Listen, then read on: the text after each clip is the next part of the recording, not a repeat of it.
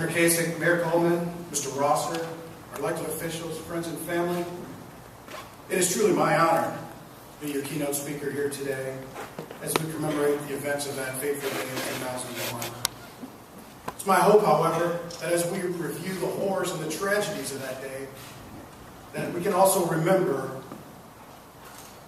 and celebrate the heroic feats of countless people that occurred on that day. You see, for a very brief sliver of time, our nation donned a pair of corrective lenses that helped us see through the haze of our differences and helped us focus on what was really important to this nation. Helped us zoom in with a laser-like focus on what really mattered. At the time when we were the most uncertain about our nation's future, that's when we cared the most about our country, isn't it? They say that the events of September 11th changed the course of our nation. If that's in fact true, then it's incumbent upon each and every one of us to ensure that we truly learn the lessons of that day and that we make sure they're inculcated into the collective DNA of our country. One of those indelible lessons that was taught by me was actually taught by a survivor. A young man by the name of Specialist Bo Dobozinski. Bo was assigned to the 3rd Infantry Regiment. He was actually a tour guide at the Pentagon that day. He was located in a part of the Pentagon that wasn't even associated with the explosion. But when a Navy captain came into the corridor where Bo was working and said they needed medical assistance, Bo ran outside of the building and was immediately stopped by police. He was not allowed to go to the incident site. But it didn't deter him. Bo backtracked. He ran to the George Washington Parkway, and he ran on the highway all the way around to the north entrance of the building, where he immediately rendered aid to a woman who had difficulty breathing. After putting a breathing tube down her throat and helping her breathe, he helped her to transportation. Then he helped 20 other people get to the vehicles in the Pentagon parking lot to help them be evacuated. When he was done with that, he joined a group of 5 other people, and they went back and forth into the Pentagon all afternoon with water-doused rags over their faces to deal with the dust. See, Bo made the decision that day he was going to truly live the warrior ethos. He was going to place his mission first.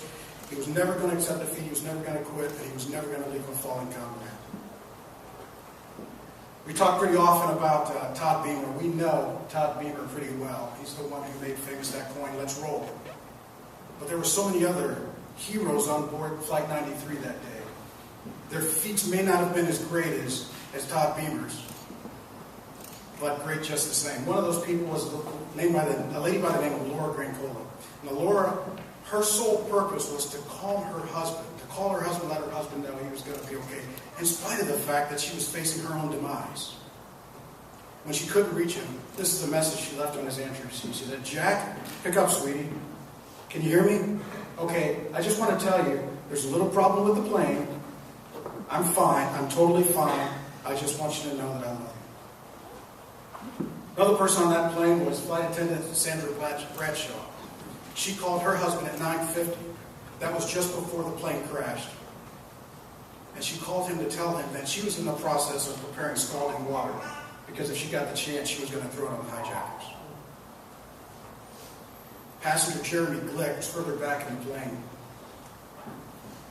He called his wife on that day, and he said that the passengers on that flight had voted on whether or not to rush the hijackers to try to take over the plane. They took a vote on whether to rush the hijackers. Now, I imagine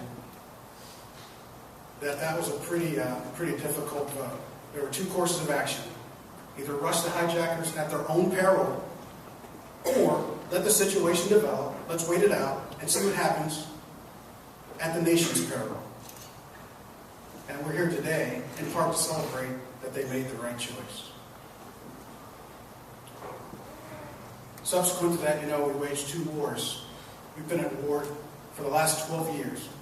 The very first Medal of Honor recipient of the war in Iraq was a young man by the name of Ross McGinnis. From the age of 3 years old, Ross declared that he was going to serve in the military. When he turned 17, on his 17th birthday, Ross went down to join the Army. 2 years later, Ross found himself a 50 cal gunner on a patrol in an unmarked Humvee in some of the worst territory in our country, in Iraq, in the world. In a place that was just infested with sectarian violence and insurgency. And while he was on patrol, An unknown insurgent threw a grenade from a rooftop and it fell down into the turret of the vehicle and lodged itself between the radio mount and the vehicle.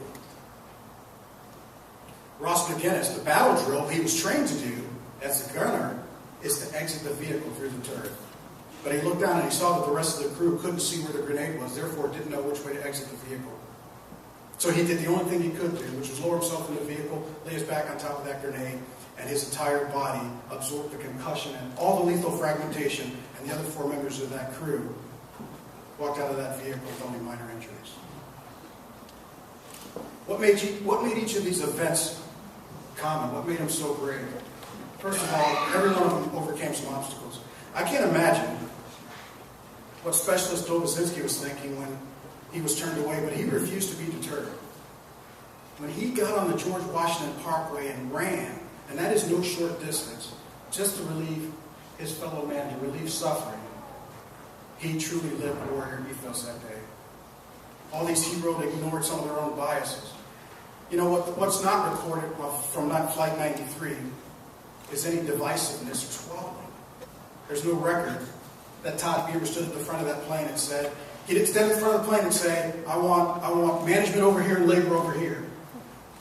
He didn't stand there and say, I want ours on this side and these on this side. They cut to the quick and they got to what was best for our nation that day. And again, we celebrate the fact they made the right choices. I often wonder what Ross McGinnis was thinking when he laid his body on top of that grenade. I bet he didn't look inside the vehicle and take inventory. Let's see, we've got a Latino, a white guy, a black guy. Yeah, I'll do this or not do this. No. In an instant, he did what was etched inside his character.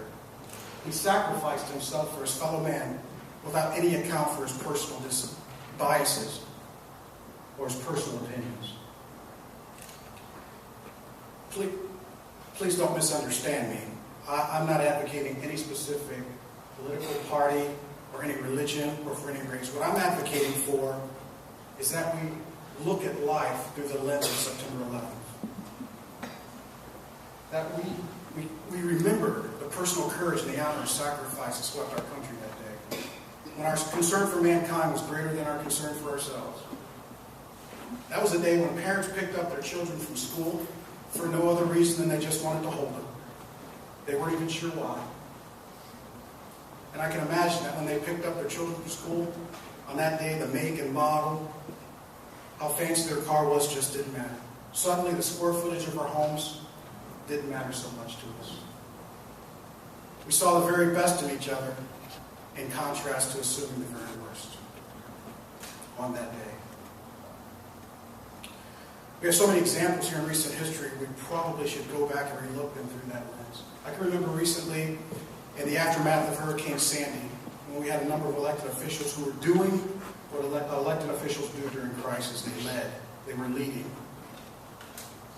And they appeared on national television, and they complimented the responses of each one of their agencies. And they calmed the public, and they restored order, and they spoke highly about how well the response was going.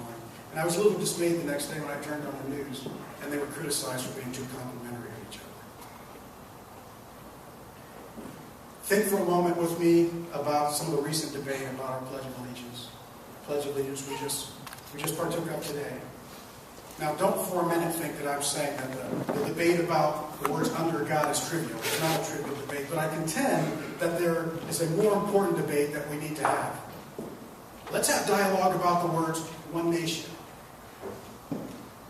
Let's have dialogue about the words indivisible.